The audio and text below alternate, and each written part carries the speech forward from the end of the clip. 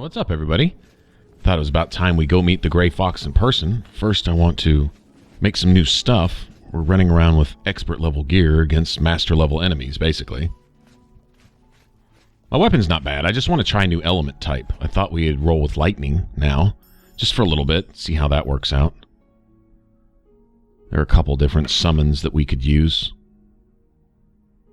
And so I have a sneaky feeling, even though we talked about this earlier, even though a lot of the enemies that we face have a resistance to cold, we've still been doing pretty well with cold damage anyway. As long as you can create a weakness to cold, it doesn't seem to make that big of a difference.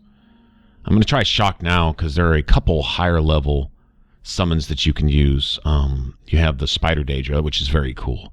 I think I want to run around with one of those for a while just because they're awesome.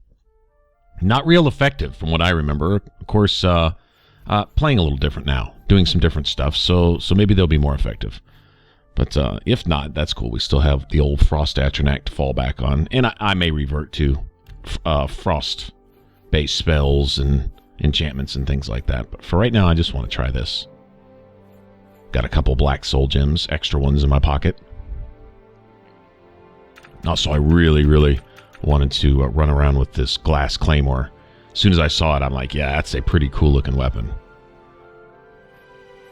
And I don't remember where I picked this ebony bow up. I got it for free, that's all I know. Good enough for me. Free is always a good price, right?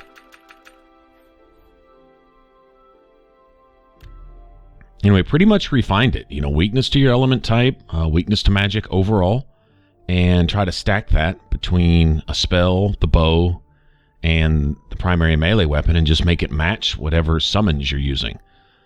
In this case, like I said, it would probably be a Spider Daedra. You always have the, what are they? The, Storm Atronach. Yeah, I was about to say electric or shock, but Storm Atronachs, which also use electric. And those would be your master level summons. I was really never impressed with those. I found more problem with them getting stuck in places than probably any other summons.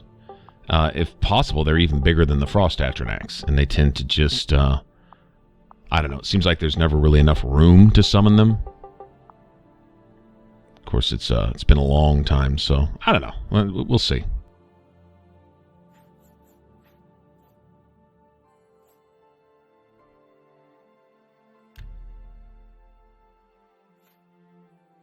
Yeah, with this difficulty, I am not sure what is an ideal damage to place on a weapon.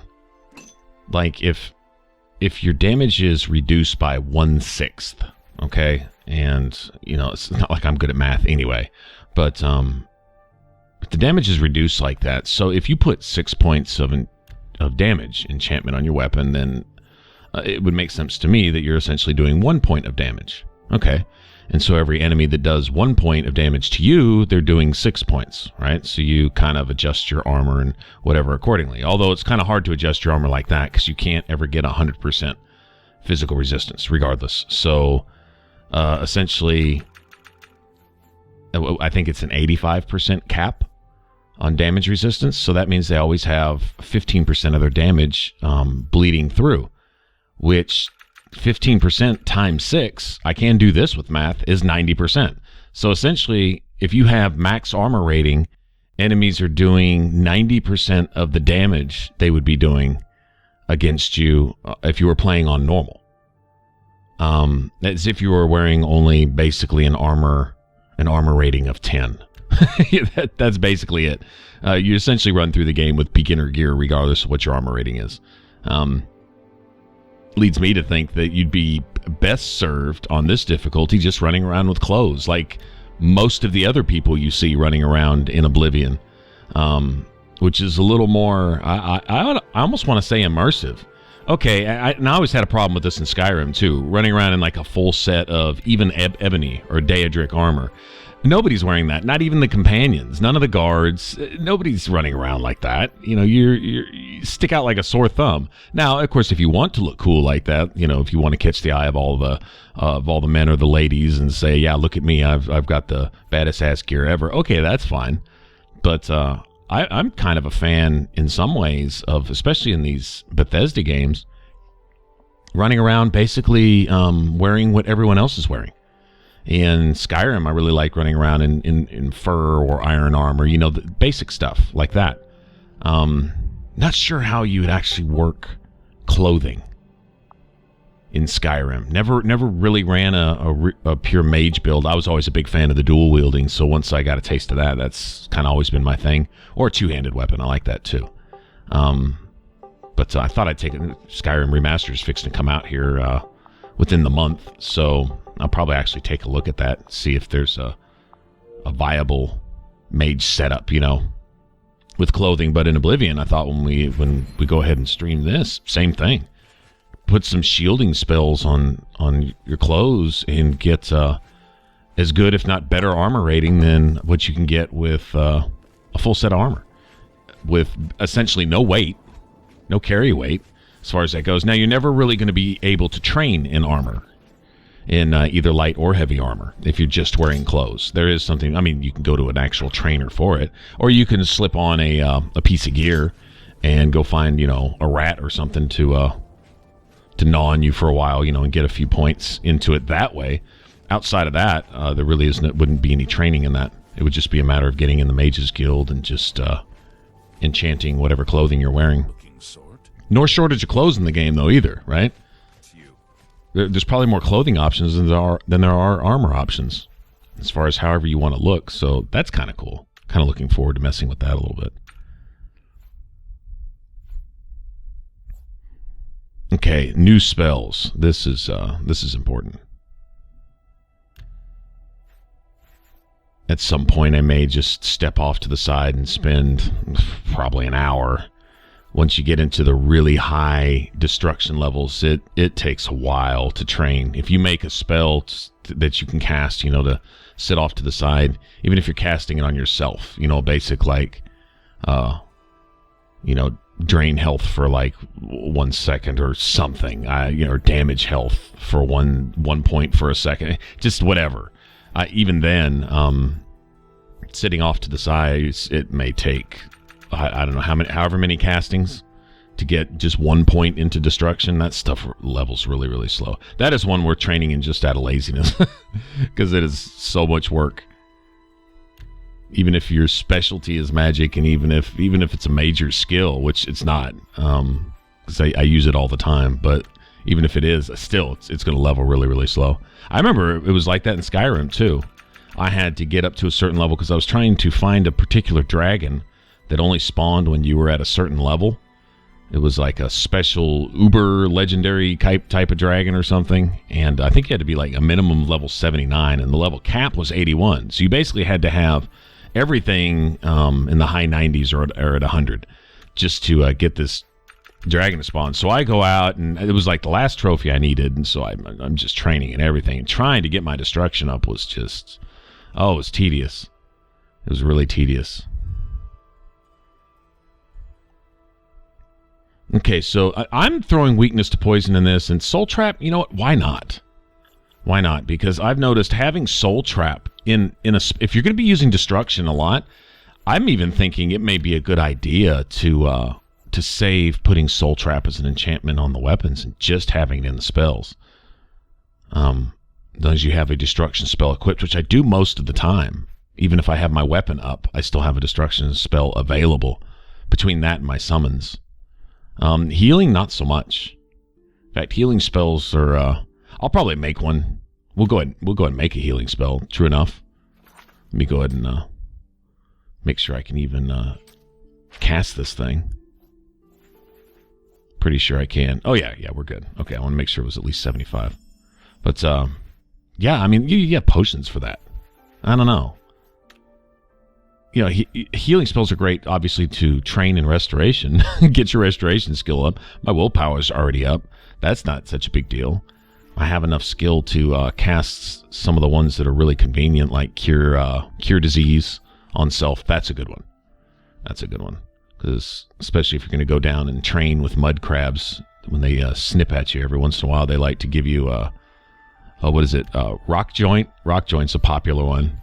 And there's another one too. Swamp fever, I think, is what the crabs like to pass along to you.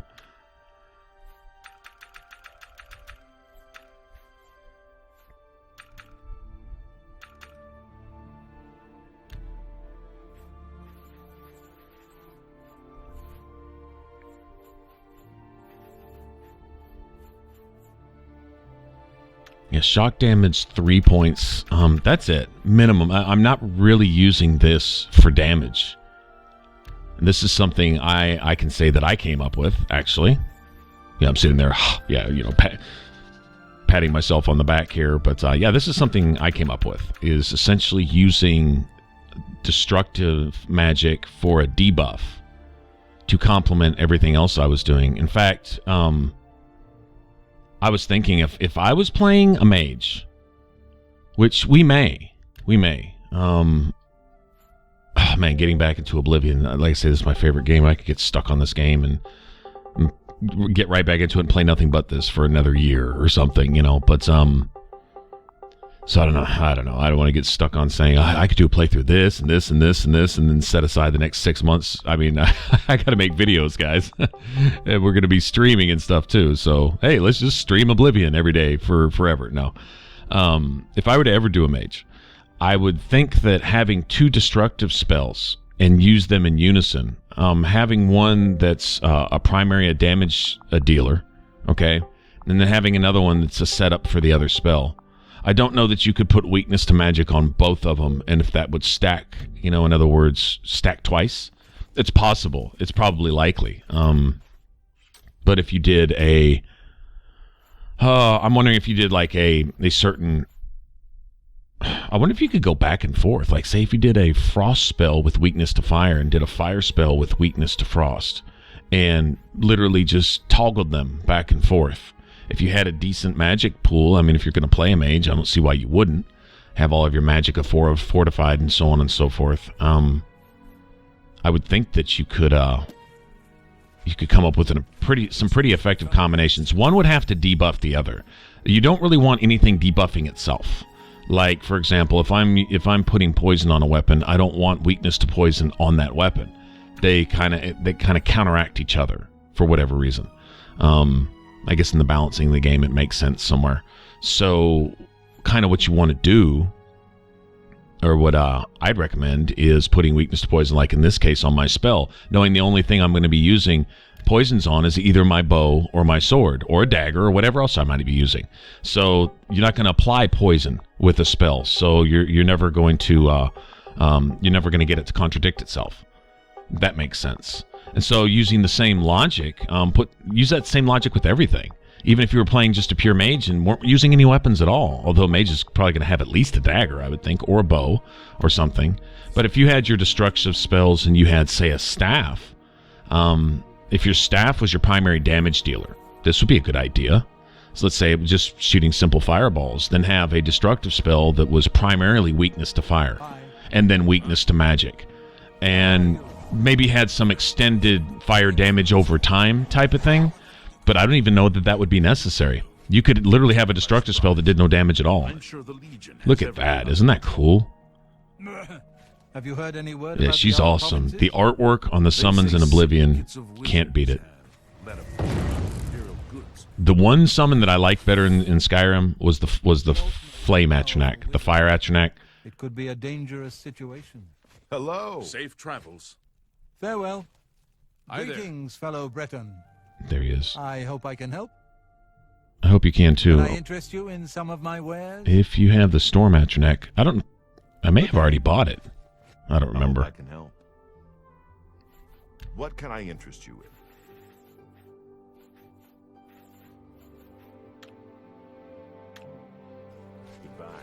Anyway, and so this is really just basic thoughts and ideas, just what I would call theory crafting or whatever, where you sit there and you say, if I did this, this, and this, I wonder if this would work. And so it can probably be improved upon. A lot of you guys could probably run out there and take the same type of thing and run with it and come up with all kinds of really cool stuff. Hopefully, that's kind of what it's all about. But for me, I see some very viable methods, things you could do to get all that to work with each other, regardless of what class you're playing, whether you're playing an assassin or a mage or a warrior, such as in this case, and incorporating all the different elements of the game between your poisons and your spells and what have you. Hello. All right.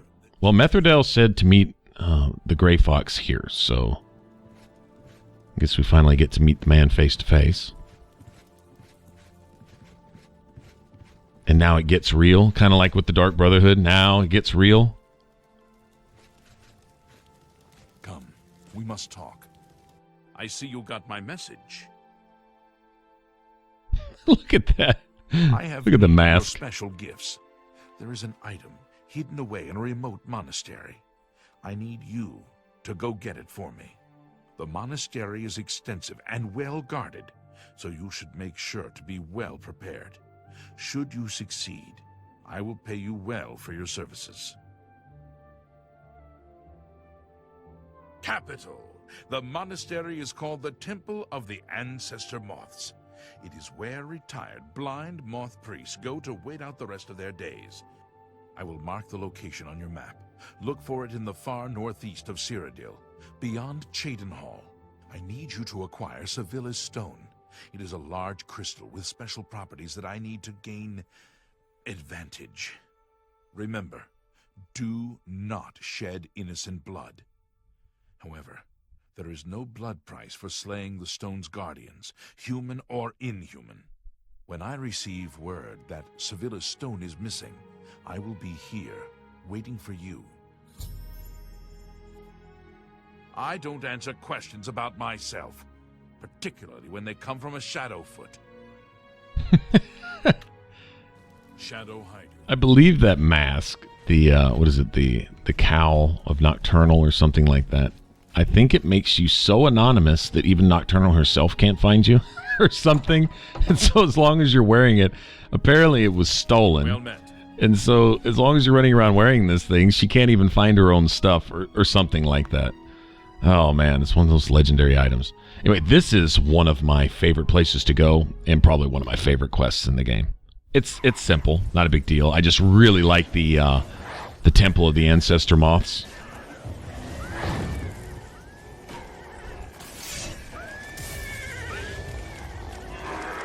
Yeah, that was my thing with the spider, Daedra. She's, her attack rate isn't real high. Go ahead and get one of these down here. What is she absorbing? Yeah, I think she's absorbing magic. There we go.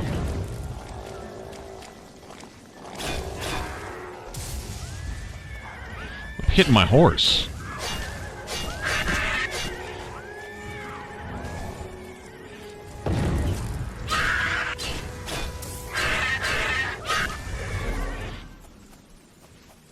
Man, enough.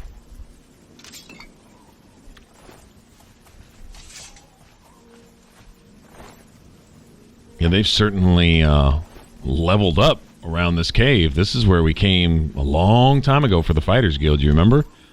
Yeah, the goblins have gotten serious. I bet you that cave is worth clearing out again, honestly. But we have places to go. Things to do, people to see. All right, so I guess when we come back, we'll head up to the temple, see what's going on up there. Like I said, it's one of my favorite places in the game. Totally looking forward to that. So let me finish healing up here before we head out. Maybe even go heal my horse. All right, thanks for watching. If you want to subscribe, you can click that button up top. If you want to catch the rest of this playthrough, you can click that image in the middle. It should send you straight to the playlist.